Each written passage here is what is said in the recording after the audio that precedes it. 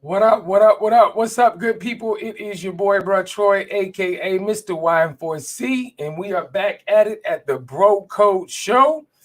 Tonight's show is sponsored by my man, Reggie Winson. It's actually his birthday today, man. Shout out to you, Reggie. Happy birthday to you, bro. Hope you're having a great time, man. But Reggie's the owner of the barbershops located over there on 4551 New Bern Avenue, Suite 180, Raleigh, North Carolina. Check out the barbershop for all of your premier grooming services. And don't forget to ask about their monthly memberships to save you time and money. Now, for those that are new to the Bro Code Show, the Bro Code Show is a live talk show created to discuss, uncover, justify, and dismantle the issues that concern us most as brothers, as family, and as a community. We like to give that to you raw, uncut, and real respectful. Now, our greatest desire is to embrace everyone in positive, popular conversation. So no, we're not in the business of bashing or belittling anyone, but we do believe in being comfortable with having uncomfortable conversations. So as grandma would say, let's chew the meat and spit out the bone. Real quick housekeeping, man, if you already haven't done it, if you're on YouTube, appreciate it. We love you. We're making a push for 2,000 subscribers, and we need your help. Go to YM4C TV right now, YM4C Space TV. Subscribe, hit the bell, so that way when we go live, you'll know it. Also, go to our go to our Instagram page at Bro Code Show. Fellas, it's been a long week, man. What's good, man? Talk to me. Bro Smith, what's good, man? How you feeling?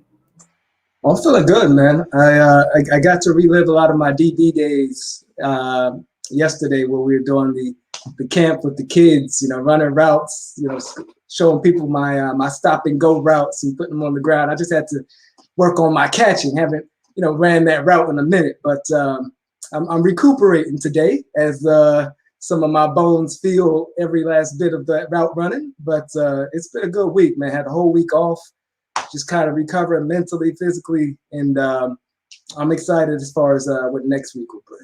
Yeah, man. The bones will let you know, brother. Oh yeah. You thought grandma was playing when she told you about that Epsom salt. I bet you keep it on deck now, don't you? I promise you. Kurt, what's good, man? How you feeling, man? Man, I'm good, man. I got to know, though, JC's bringing up football. And the last time I saw him get on the field was on a basketball court, and he might have got crossed by one of the youngins. So I'm wondering, did anybody score on – look at his face. Look at it. Did anybody score on you? Because DB is a hard position. Now, we'll say it like this: we weren't keeping score, and I'm trying to push the young athletes to be their best self, So I will leave it at that. I respect that, but I appreciate. I'm excited about tonight, man. But it was a good week. Busy. Had a long weekend. Just caught a flat on my way back from Charlotte, man. I'm telling you, it's always something. But I'm thankful. Yeah, man, you here, bro. You got 3 good tires, man. Obviously, you must have had a spare, too. So that's a good thing, man. Good to see you, bro.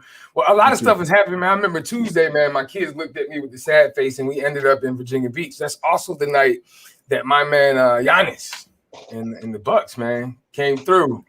And shout out to them, man. These were some of the pictures that I thought were pretty dope, man, outside of, a shot with his girlfriend and his son. And to the hometown Raleigh native, man, PJ, if you a little bit about his story, and just as far as his journey. Yeah, man, he's a product of Enlow High, man. He's a product of Enlow High. Went to Texas, ended up going overseas. Was doing very well over there. I mean, he bet on himself. He said, "Listen, man, I'm about the NBA," and ended up coming back and signing, I think, a smaller contract in the NBA and proving himself. And he's become what they call a stopper. He's a defensive stopper, and he's a corner 3-point shooter. But he's really done well, man, and continues to. Now he's an NBA champion. So shout out to him. Shout out to PJ Tucker for betting on himself. Indeed, man. PJ, if you listen, man, we need you on the Bro Code Show, man. Let's make it happen. Yeah, Sure, man. Speaking of basketball, though, man, I don't know if y'all remember this, man. It was about this time 20 years ago. We're gonna take it back, right? You talked about those Al Bundy days, right? When we switched it up to basketball, man, it was this time 20 years ago, gentlemen, that probably one of the arguably probably one of the most notable or talked about dunks happened in the Olympics. Let's take a scene of this one and we'll talk about it. Meet people in the street or wherever. They're like, hey, you remember the dunk in 2000? I was like, yeah, I do.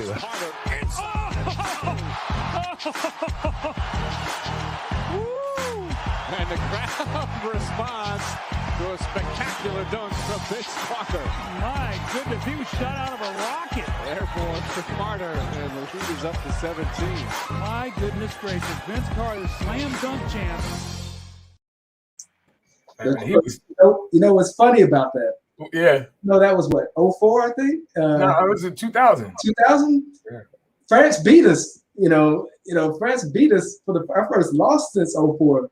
So they definitely got their revenge back. And I'm not looking at this U.S. team to win gold this year. I think we'll be lucky if we get bronze, if they keep playing the way that they're playing. They have way too many stars to have lost 3 games, including the exhibition games, leading into these the Olympics. So I think France got their revenge back, beating us in the very first round. And that's usually unheard of, right?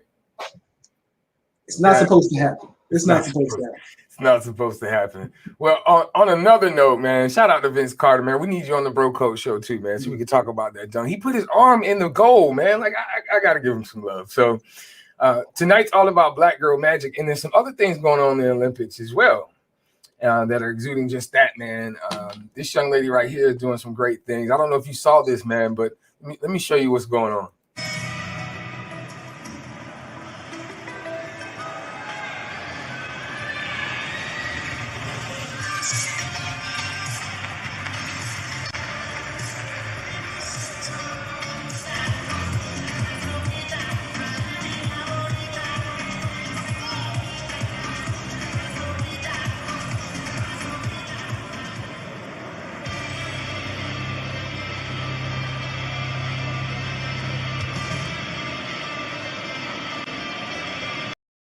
Yo, that was practice.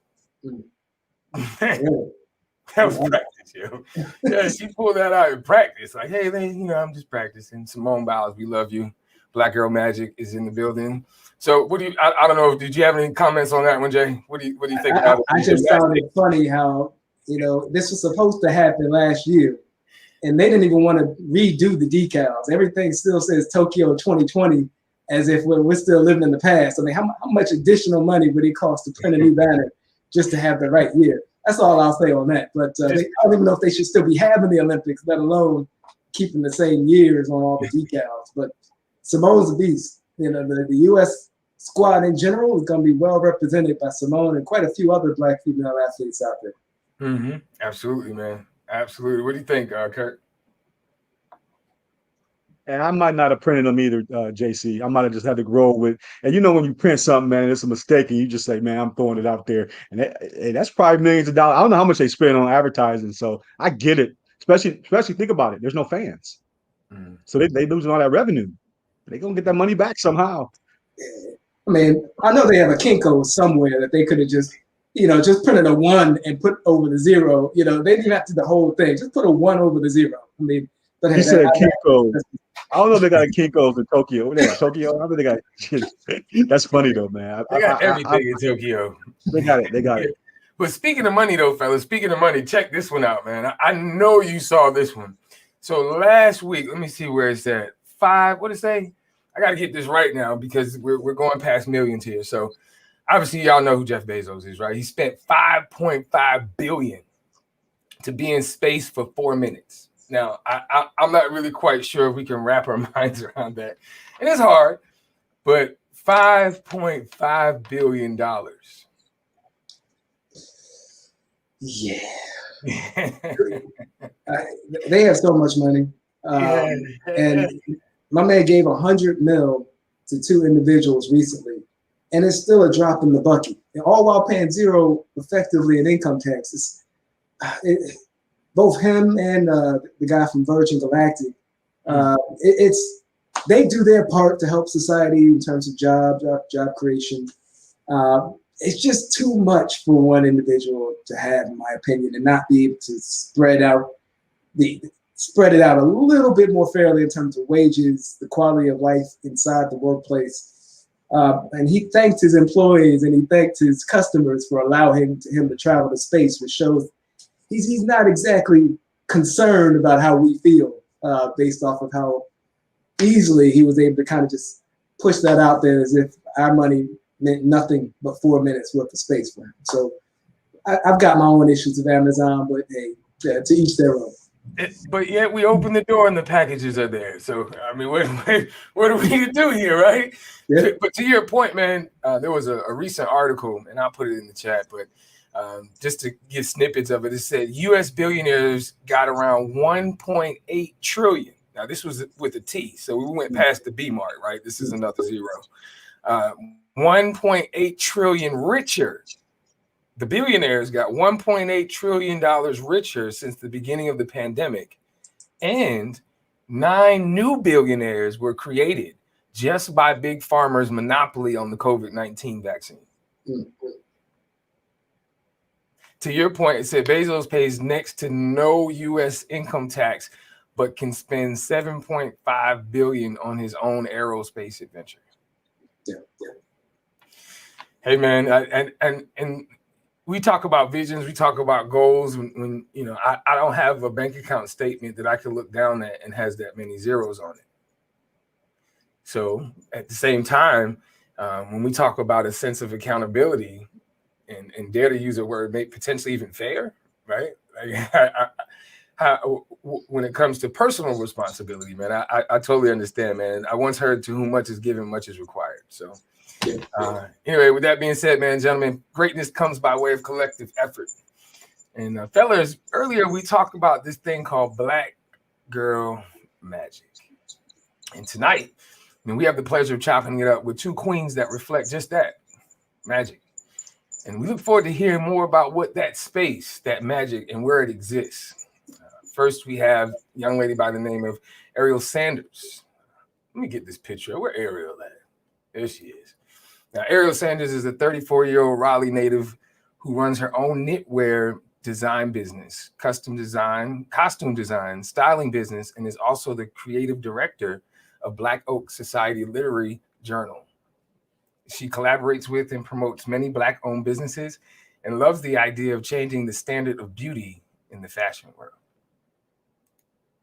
Fellas, help me introduce Ariel to the show. Can you hear me? Uh-oh, how you doing, young lady? I can hear you. Awesome, Can you guys awesome. hear me okay? I can hear you well. So for those who are listening, who is Ariel Sanders at the core?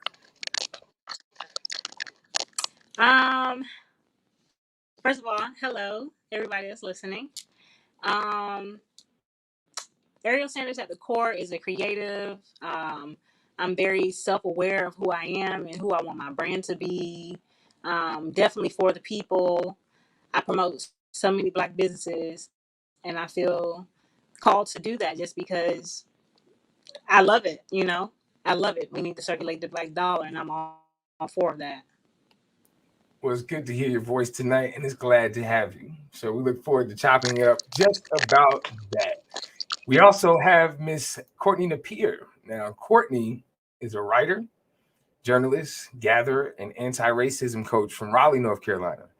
She has written for national outlets like News One and The Appeal, as well as regional and local publications such as Scalawag Magazine, Walter Magazine, The Carolinian, and Indie Week. She is also the founder of Black Oak Society, a collective of Black creatives in the greater Raleigh area. Their flagship publication, Boss Magazine, is a literary magazine focused on giving Black Raleigh her flowers now. Finally, Courtney has coached individuals and organizations as they seek to lead and live in a way that undermines white supremacy and honors the humanity of all people. She loves to love her spouse, David, of 10 years, and her 2 little humans, who are endless, hilarious meme reels. Help us welcome Courtney to the show. Courtney, how you feeling today? I'm good. Let me unmute myself. Thank you so much for having me, y'all. Hello to everybody who's watching. What's up, Ariel? I am thrilled to be here. Thank you so much for the invitation, Brother Troy, and so nice to meet you, Brother Smith and Brother Kirk. Yeah, so my core, who am I at my core? Um, I am a mother. I have a very strong maternal instinct. I love to care for people. I also am a lover of stories. I love our stories. I love Black people's stories because they're all powerful. We're all heroic for having to maneuver through this society that we are all born in as Americans, this white supremacist society. So we all have such powerful stories, but I particularly love capturing the stories of our elders and our ancestors. I love Raleigh's Black history, and that's part of what called me to the work that I do and starting Black Oak Society.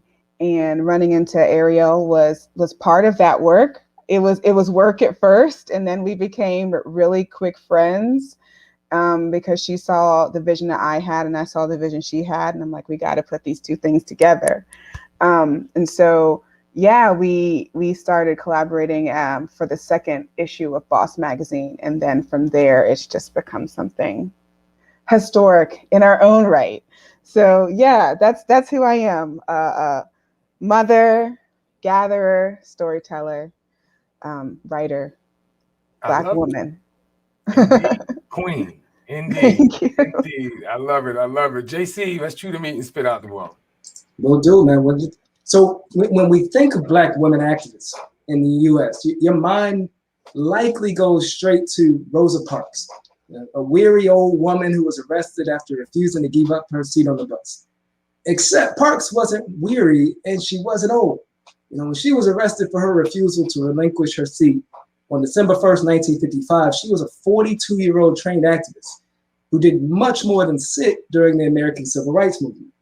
Now, this narrative that we're taught about Parks is emblematic of the way Black women are or aren't remembered for their contributions to social justice movements in America. And in the fight for civil rights in America, Black women have steadily led the way for centuries. Black women led the Underground Railroad, were the unsung leaders of the suffrage movement, organized freedom riders, paved the way for constitutional protections against sex discrimination, and remain the most consistent voting bloc in the US that stand up for the rights of all marginalized people. Now, there are countless Black women activists who haven't gotten the acknowledgement they deserve for their contributions to social justice movements in America. And today we find ourselves facing another chapter. It's not a new one, but the fight for racial justice is sadly familiar, and it's as painful as it is hopeful. As we continue to march in the streets, organize, and demand that our nation finally realize the promise of its founding for all Americans, the question we must ask ourselves is, will this time be different? I'm excited that we get the chance to talk to two distinguished Black women who are each doing their part to change the standard and advocate for anti-racist societies.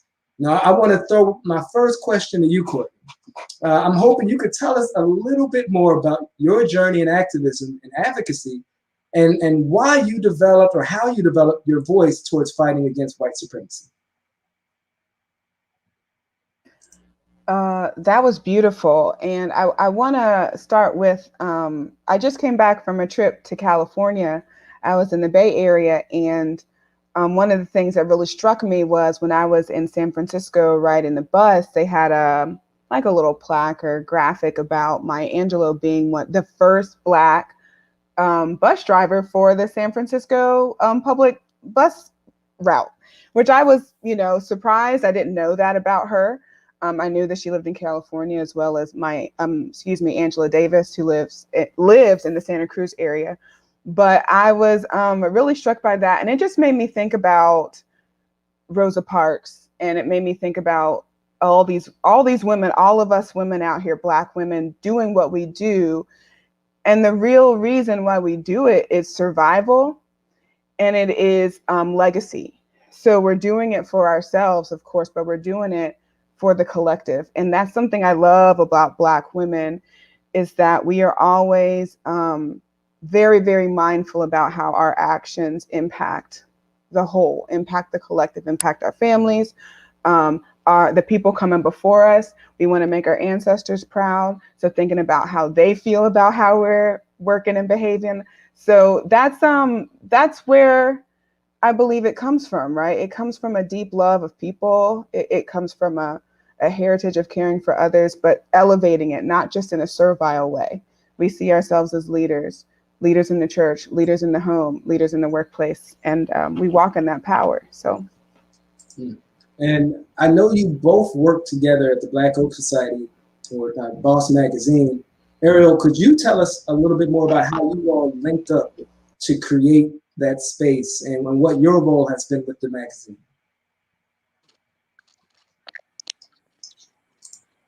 Sure.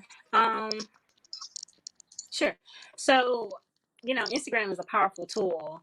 I dote on it very much, even though, it's not Black owned. It's definitely a platform where people can meet and do business, So I want to say I met Courtney maybe off of Instagram, a post or something like that, or maybe we met through a mutual friend.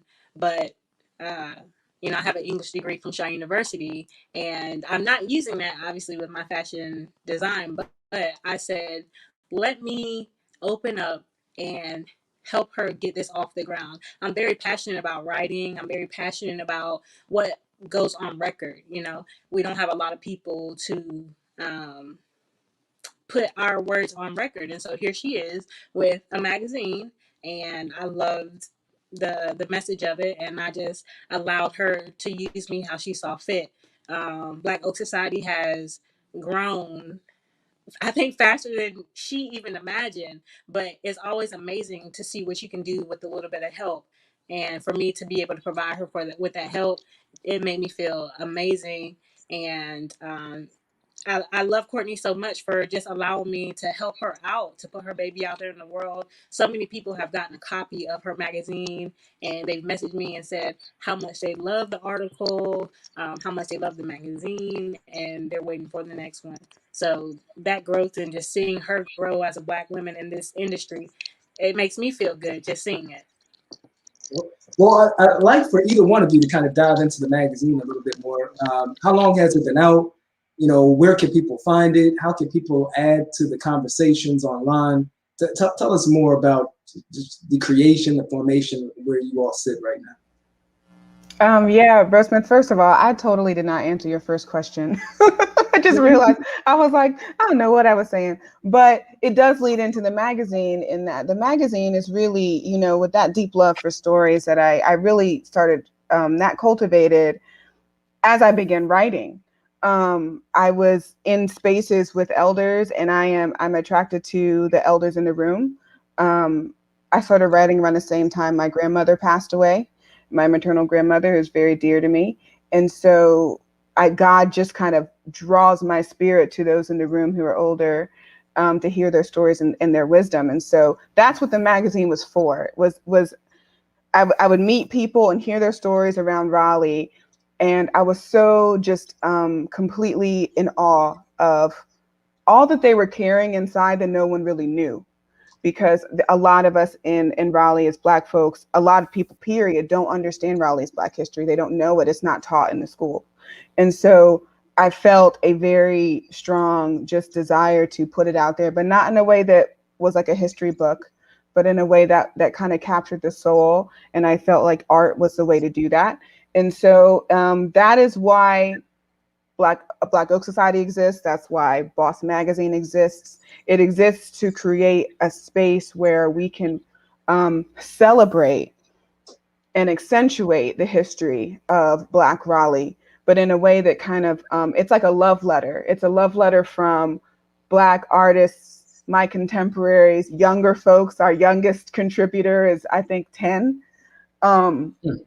She got her own contract too. Our oldest contributor, I believe, is in her early 70s. But it's a love letter from this contemporary generation to our elders, to our ancestors. And it is to bring in all generations, but particularly the younger generation, to really see the greatness that is all around them.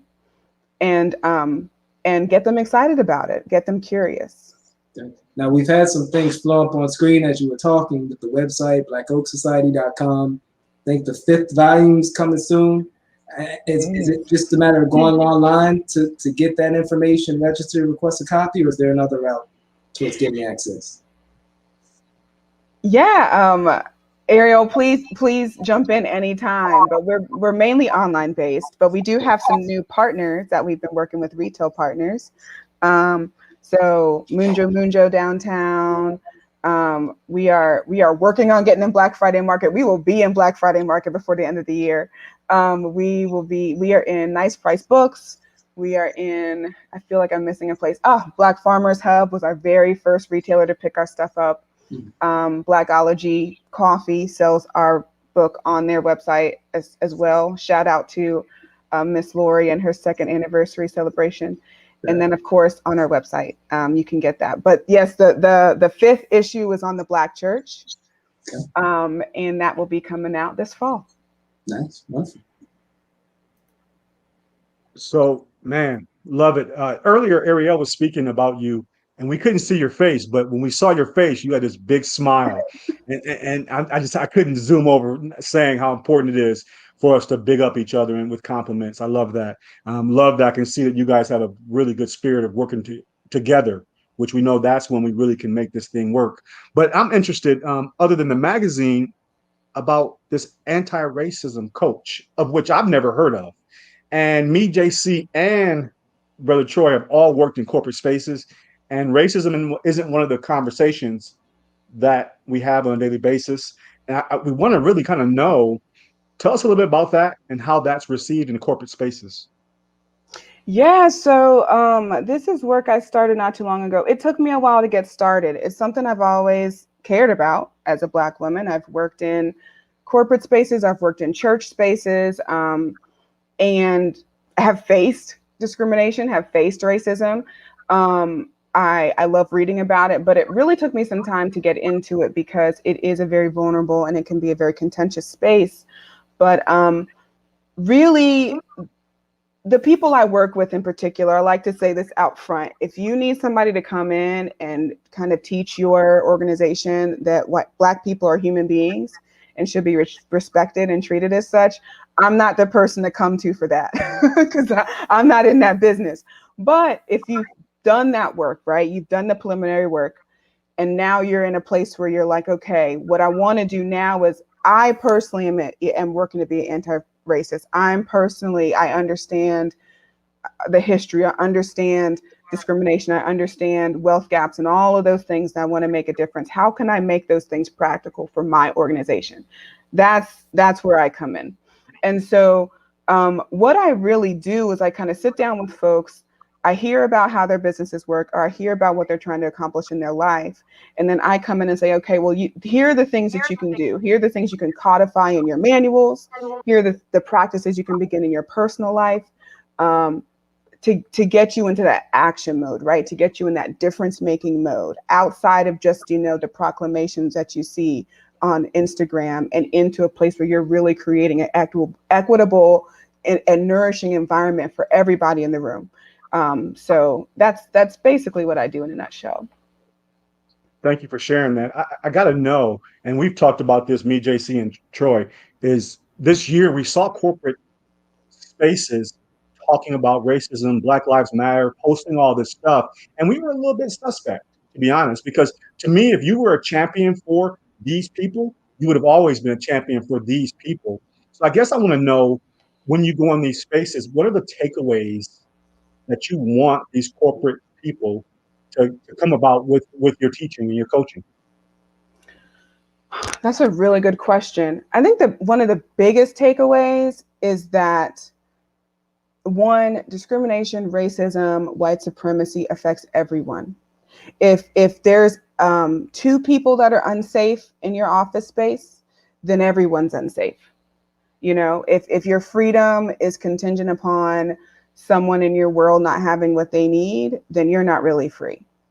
So that's one of the first things I like to communicate, is that you are not an altruistic, extra good person for being concerned about white supremacy or being concerned about equity in your office,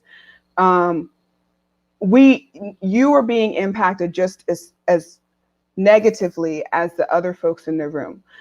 And what happens, there's so much research about this, that equitable spaces, workspaces, church spaces, people with very diverse villages, it enriches them financially, it enriches them emotionally. It's a more creative space, it's a more innovative space. I mean, all that research is out there. And so really this is about, like, how bad do you want to be good at what you're doing?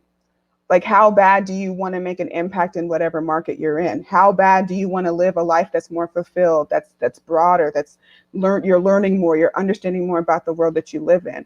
Well, these are the things you got to work on. You know, this isn't about how great you are. This is about living part of what life has to offer, you know, versus experiencing all of what life has to offer. Well, I would have to say I applaud you for the work. I've been in some of those sessions where it's Black women and men coming in and having this dialogue with a predominantly white audience, with a few of us sprinkled in. And for me, it's uncomfortable to watch at first because you know what you want to say, but you kind of take a back seat to see what happens. But as it starts to eventually unfold, you see people having a light that comes on, and you see there being calls to action, and in many cases you see some sort of result, you know, by those calls to action, where they're actually listening, or feels like they're listening. So the conversations are challenging. I get it, possibly more for you than anybody, but I'm glad that individuals like you are invading, and that might not be the best word, but coming into those spaces to engage those audiences in this type of conversation. Yeah, indeed. I too admire, you know, that takes a boldness. So I commend you, Queen. Like, it really is, and we have to be comfortable with being uncomfortable, right? That's where change, or progressive change, perpetual, and really finding perspective and lens of things that we may never have considered because we've never been through it. So it doesn't affect you until it affects you. So being put in that space where you're now having to acknowledge and use a sense of compassion. For some, but like you said, I totally agree. We make time and do things that we really want to do. So indeed, if you're just checking in, we're chopping it up with two superstar dynamic duo. These ladies are indeed Queens Courtney Napier and Ariel Sanders, two queens from Black Oak Society, but better known as Boss Magazine. So far we've talked about family, we've talked about purpose, little power of intentionality, and having that collective voice, and how you can use that on all different levels. You know, not just standing up, but speaking out. So, Ariel, I'm gonna come to you, Ariel. You know, because you're an English major, so obviously that's how you connected with Boss Magazine and using that platform to again speak out for those Black businesses. But you are also a creative. Like, we're not even going to glance over the things that you do with knittings and things. Like, I want to know, or we want to know, you know, how has that gift evolved on all of these levels? Like, how has your dope with creating and designing? Because if correct me if I'm wrong, you're designing your own wedding dress right now. Is that right? Yeah. So talk to me about that. How did that gift come about? Yeah, I am.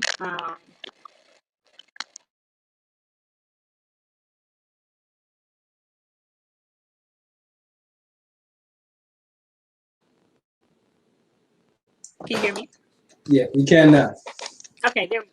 All right, cool. So yes, I am designing my own wedding dress. I don't know what I was thinking with that, but it's coming along and it's gonna be amazing. So I'm gonna just, stay on the positive side of that.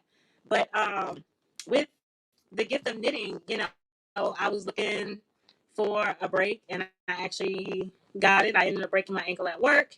You get what you ask for. So that's why I'm very intentional when I ask for things now. But I ended up teaching myself how to knit, and I wanted to see something different on the market.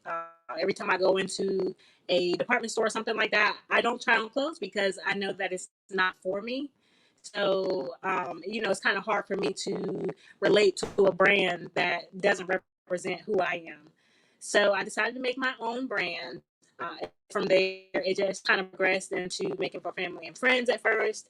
And then I put myself out there when I quit my job to do my fashion full time.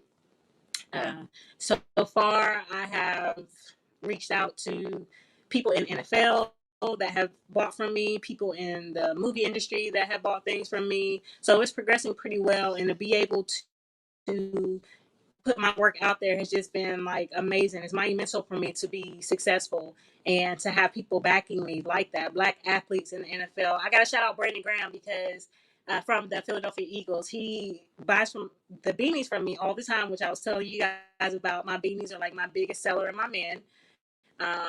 My homeboy JK from college promoted them, got me in contact with Brandon Graham, and he ordered some beanies from me and promote some like that. So, just being able to connect through people through social media has just been amazing. It's taken my brand to the next level. I'm so grateful to have the customers that I have and to have the support that I have. Being an entrepreneur is very hard, and just being able to put yourself out there is even harder. Having that confidence to be on the market and to just make new things, it's hard to create. So I'm very appreciative of everything that comes my way, all my customers that support me. I'm appreciative of all of that. Indeed, since we name dropping Brandon, we need Graham. We need you on the Bro Code Show. So just in case you're listening, Knittings and Things, Brandon Graham, Bro Code Show. Make that happen. So nonetheless, we always talk about greatness, and I love it, Ariel. I would like to know, and when we talk about dope projects, like I found something on the internet. I'm gonna bring it up. I want you to tell me about this project here. I thought that this was pretty interesting, man. It was looking right, elegant. So talk to me about this. What was this about? Okay, so this was my second fashion show that I've ever done. It was for raw artists. It was a local thing that they were having here for local artists. This fashion show kind of set me on a different tier, I think, than everybody else that I know. You can say you're a designer, you can say you this, you that, but until you get up your stuff on that catwalk and you see people like screaming for you and, having models actually want to wear and support you, that right there just like really set me apart and set my career on a different plateau from just making scarves and beanies for my friends and family. I always work with Black models. That's one thing that I want to change in the fashion industry, the standard of beauty and how we utilize people that look like us. You know what I mean? I have to be able to relate to somebody in my clothes, or, somebody has to be able to relate to me. So I use Black models and promote them through my work too. That fashion show, I had my family there, I had my friends there, and I really felt like a celebrity. It was so uplifting, and it put me, I don't know, it put me in a whole nother mindset. I was so ready to go and to make, and I feel like that was the turning point of me knowing like this is exactly what I'm supposed to be doing. I love the glow. Yeah, you were really excited about that. Yeah, I love it. Proud, definitely proud. So, JC, what you got, bro? I want to turn it back to Courtney for a minute. I've had the chance to peruse a lot of your social media, the magazine, and I see that you were doing amazing things, and I admire your spirit and your boldness. One of the ways that you're continuing the conversation you're having within corporate cultures with your workshop, Know Better, Do Better, the legacy of white supremacy. I know there was one back in June, and now the next one, August 28th. I'm hoping you could tell us more about what this workshop is, why people should attend, and what can they expect to learn. Yeah, so this was it felt very risky to do something like this because in a lot of anti-racism spaces, it's kind of a faux pas to center white people, which I completely understand and support, really. But after the murder of Daunte Wright, I really just felt at a loss and, of course, very angry. And so I was kind of looking back and exactly what you guys were saying, when all these corporate folks and even just regular schmegular white folks really kind of got that fire to dismantle white supremacy after the murder of George Floyd. By the time that Daunte Wright was murdered, it was basically gone. And that was very, offending to me. And I was really kind of questioning it. And so what I realized as I was reading Angela Davis's Women, Race, and Class is she mentioned 2 white women. She mentions a lot of white women in that book, by the way, which is shocking, but phenomenal. The book is very good.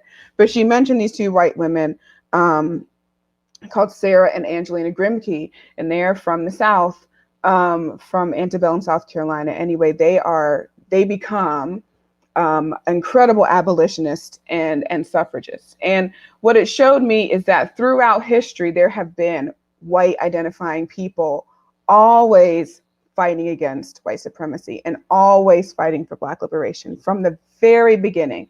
You think about the Quakers, you think about, the Appalachian Brothers, I believe it was, which was, they worked with the Black Panthers back in the day. You think about, of course, the civil rights movement and so many individuals involved with that. And so I kind of just went through history, being inspired by Angela Davis, and I looked at white allyship under basically a microscope, and like, who are the people who've been standing with us throughout history, and what did they do? What did their practices look like? And so that's what the workshop is about.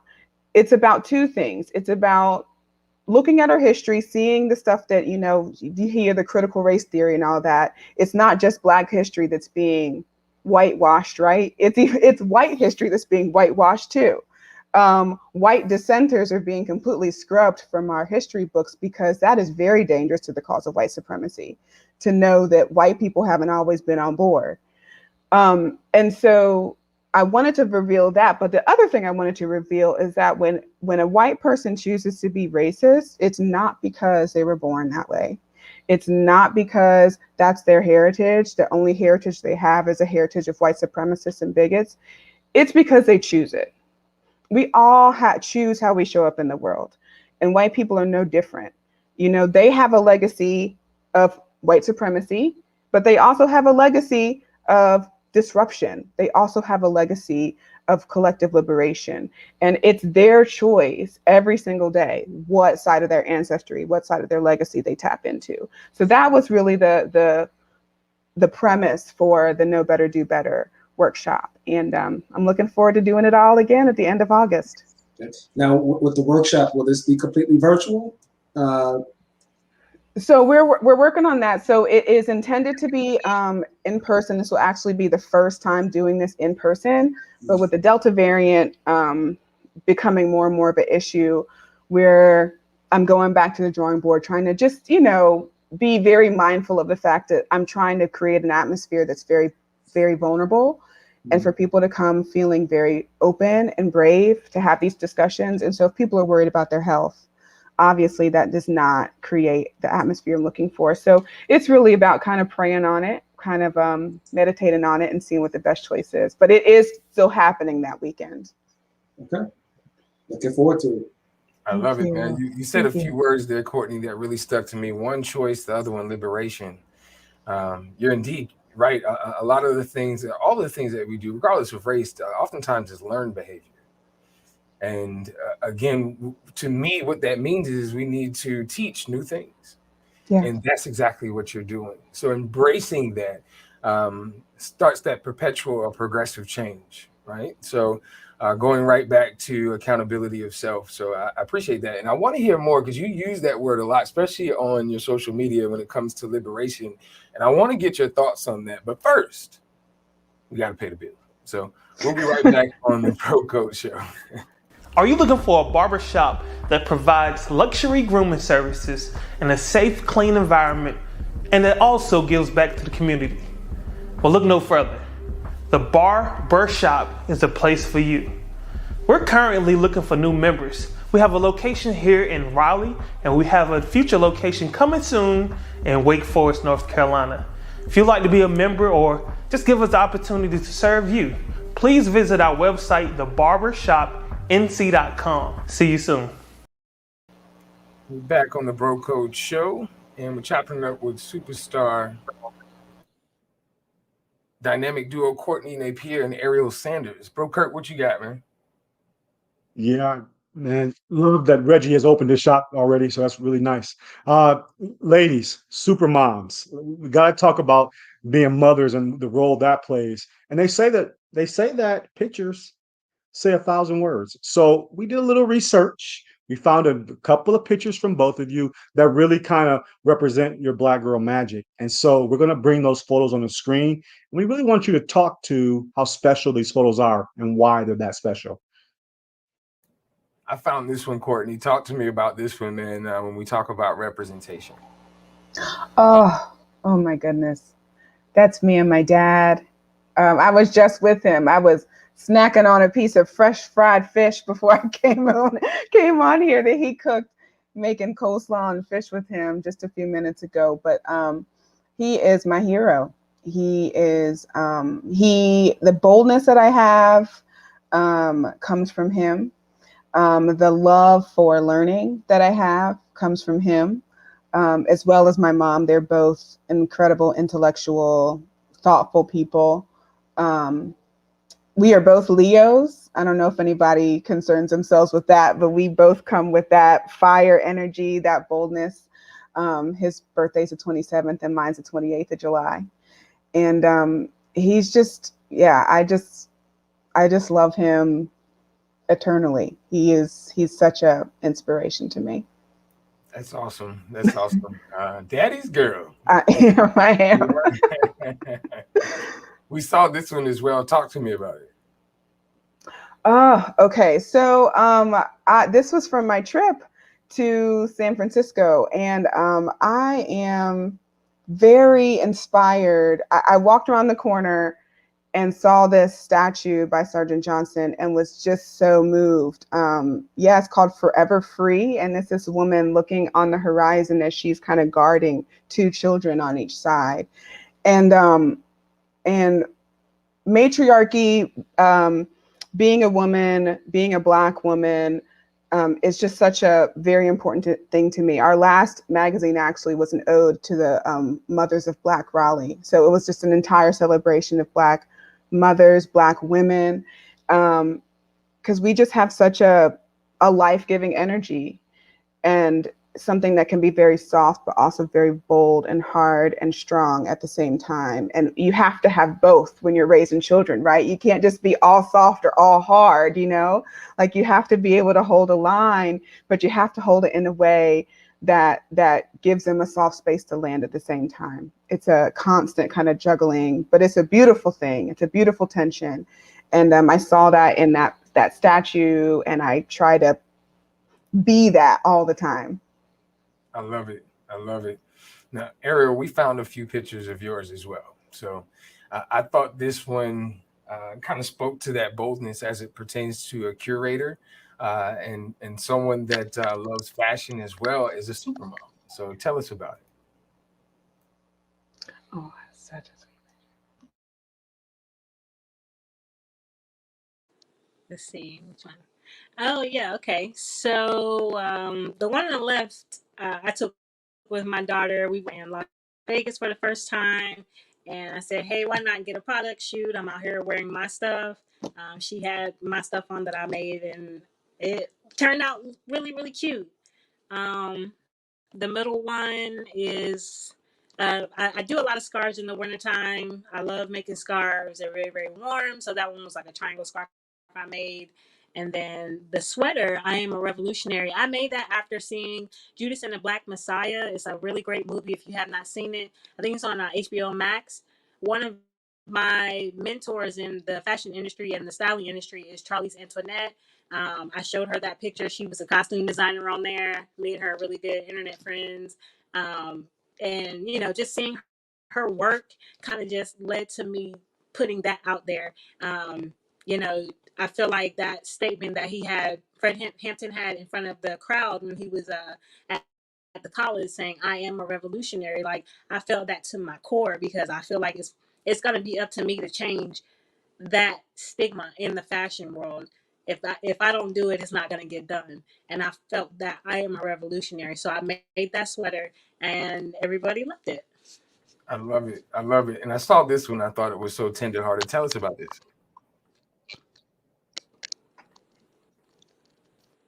Let's see. Oh, yes. Oh, my goodness. So this picture right here, I absolutely love. It was taken by my friend Anthony Fitzpatrick. He has his own photo company, Fitz Frames Photos. We were doing basically an ode to Black women in television. This was a girlfriend / living single shoot. And I was the stylist on this with these beautiful women, Kaya Jess, Nakia, Princess, and Butterfly.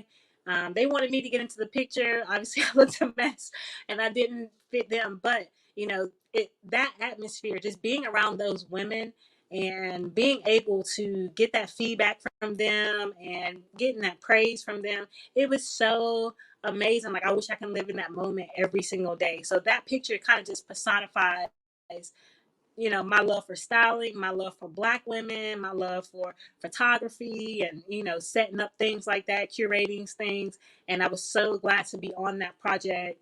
It was just such a beautiful project, and the outcome was amazing. Good stuff. Good stuff. What you got, Jay? Well, we've spent the better part of the last 30, 45 minutes asking you two ladies a number of questions. You know, we want to turn it to the part of our show where you get to flip the script on us. You can ask either one of us or all of us anything that you are dying to know, and we will answer it to the best of our abilities. So, Courtney, we're going to give you the first shot at this, to flip the script. What question might you have for any of the gentlemen on the show? That's such a good question. Oh man, now I'm putting my journalism hat on. I would love to know the most recent book that you have read or are reading, and why you chose it. Okay, I'm an avid reader, and I got to tell them this too. It's a book called New Goat. It's by my main man, Marquise Thompson. We went to school together at NC State. But New Goat, A Black Man's Journey to Greatness in the Hell That Is America. I've been on this journey myself of awakening to better understand a range of things. And it's an interesting story that tells a lot about friendship, a lot about a reckoning, so to speak, with this supremacist landscape, as well as just gang warfare, internal strifes within our own community, and the struggle that exists on how to become better versions of yourselves through hell or high water. So that's the most recent book that one of the two most recent books that I've read. I'll turn it to Kirk. I've got more if you guys don't have it. No, you know, Courtney, great question. You know, physical book right now, Purpose Driven Life, which I've read several times, needed a refresher spiritually, and that book is a go-to for me. But I've really shifted to more of doing a lot of my studying on YouTube. So, for instance, I'm listening to Emmanuel Acho, I think his last name is, Uncomfortable Conversations with a Black Man, and I'm just learning so much. I love the way he communicates, and so that's where I'm kind of spending a lot of my time right now, especially about the topics we're talking about. So thank you for that. Average Joe, Troy Meter. I don't read as much as JC does, man. He has to put me on the game. But what really caught me to the book was the name representation. The person's name was the same as mine. And then when I really got a chance to, that's what drew me to it. When I really got a chance to look at it, was talking about individuals that are just that average Joes that have made a remarkable change in the world, you know, whether it was from one person to many. And that kind of really spoke to me too, when I figured out that we're walking that same path, right? Just average individuals that want to do above average things. So that kind of spoke to me personally. So I'm about halfway through with that one. All right. Ariel, what question might you have for any of us or all of us? Okay, so I know I always hear about how hard it is to be a black man and, you know, just kind of like the negativities of being black. But I want to know, what is one positive thing about being a black man? You want to take this one first, Troy? Oh, sure, man. My black is bold, courageous. I'm kissed by the sun. I'm a king, man. Like I appreciate, even with all of the heavies, I appreciate the fact that I was given the opportunity to walk in this. So, but one thing, you asked for one, that's hard, right? That's hard, man.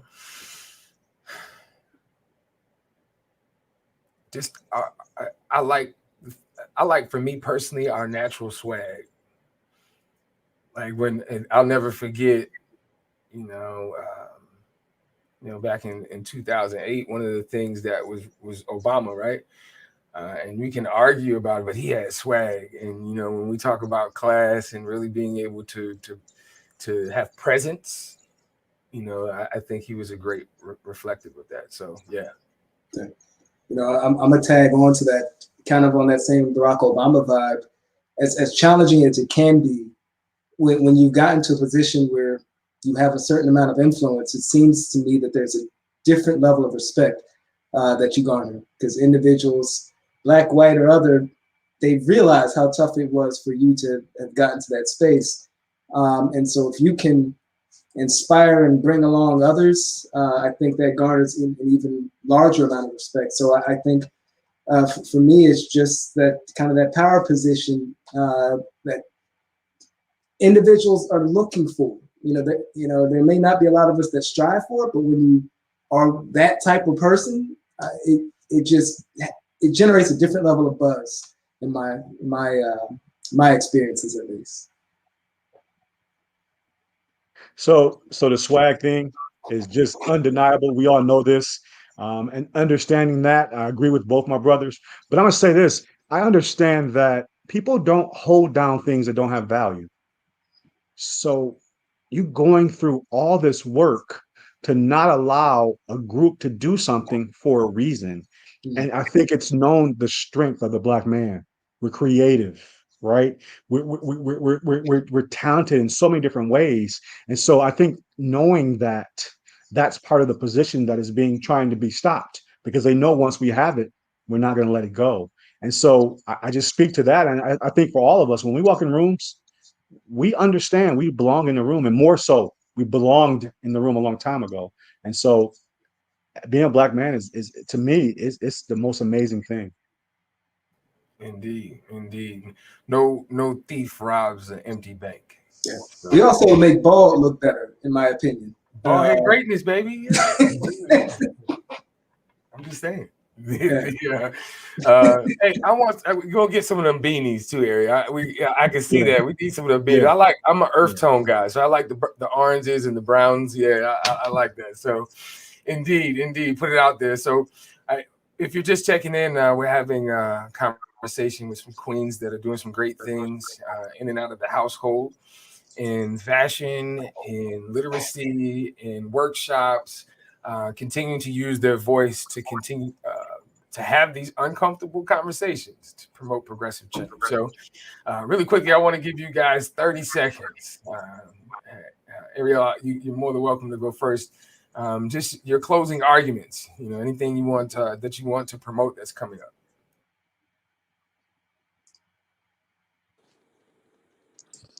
Definitely. I definitely want to shout out production company I work for, Easy Day Entertainment, all black production company, from the director. Thank you guys for continues to hold us down. The best is yet to come. To our guests, we celebrate another night of a courageous conversation. As always, we always want to leave you with some positive, right? So this name was mentioned a few times tonight, and it's by no coincidence that this is the quote of the day. It says, if you don't like something, change it. If you can't change it, change your attitude. By Miss Maya Angelou. It's your boy, Bro Troy, a.k.a. Mr. YM4C, and we are the Bro Code.